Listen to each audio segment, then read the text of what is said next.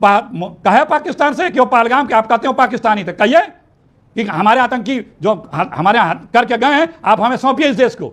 देखिए मार दिए वो, बातें करने नहीं, 7 साल अरे तक तो आप लोग क्या मार दिए वो, चीन का नाम पहलगाम क्या था वो बचा ही नहीं भाई है। सुनिए, आप लोगों का क्या है, आप लोगों का क्या है कि ढपली बजाना, आप लोगों का क्या कि ढपली बजाना चले गए। ढपली हमारे रक्षा विभाग ने खुद कहा था, जिसको वेबसाइट से हटवा दिया था, कि चीन कब्जा कर चुका है। बीजेपी के सांसद बता चुके हैं। सुधांशु त्रिवेदी को जवाब देना चाह रहे हैं। सुधांशु त्रिवेदी 40 सेकंड है। दीपक कुमार हमारे राष्ट्र के लिए क्या किया? दीपक गोरा साहब फोटो सेशन करा लेना और यहाँ कीर्तन करना है। ओके एक सेकंड, सुधांशु जी कीर्तन ना करिए। और मोदी जी ने किसके कान में बोला भाई? ये एससीओ की जो जॉइंट स्टेटमेंट आई है, आपने कांग्रेस दफ्तर क्यों नहीं भिजवाई है, या अखिलेश जी तक तो पहुंचाई है?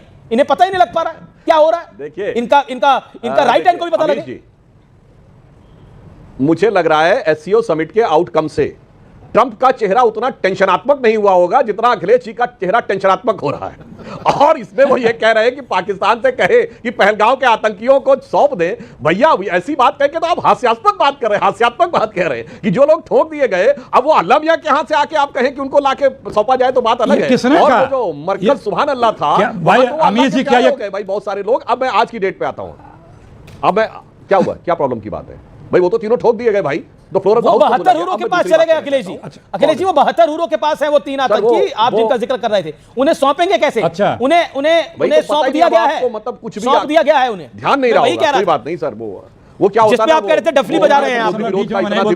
चढ़ा होता है, अभी बताऊंगा। हाँ सुनिए, आप सुनिए।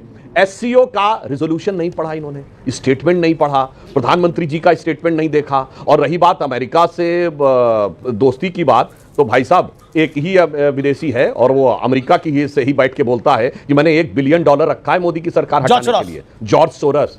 और जो भारत आखिरी बार आया था तो गांधी परिवार से मिलने आया था 2009 में। Anybody can go and check. और इसके अलावा वो ये भी बोलता है कि साहब तारीफें तो आप लोगों की करता है, और बहुत सारे लिंक्स आए हैं जिसमें कि उन फाउंडेशंस में आप लोग थे। मगर वो सारी बात छोड़िए, आज मैं कहना चाहता हूं, देखिए यूरोपियन यूनियन की पार्लियामेंट में के वेबसाइट पे आप जाके चेक कर लें, उन्होंने आज नहीं कहा, सुधांशु जी, कि पूरा वर्ल्ड एक नए वर्ल्ड ऑर्डर की तरफ बढ़ रहा है 2035 आते आते।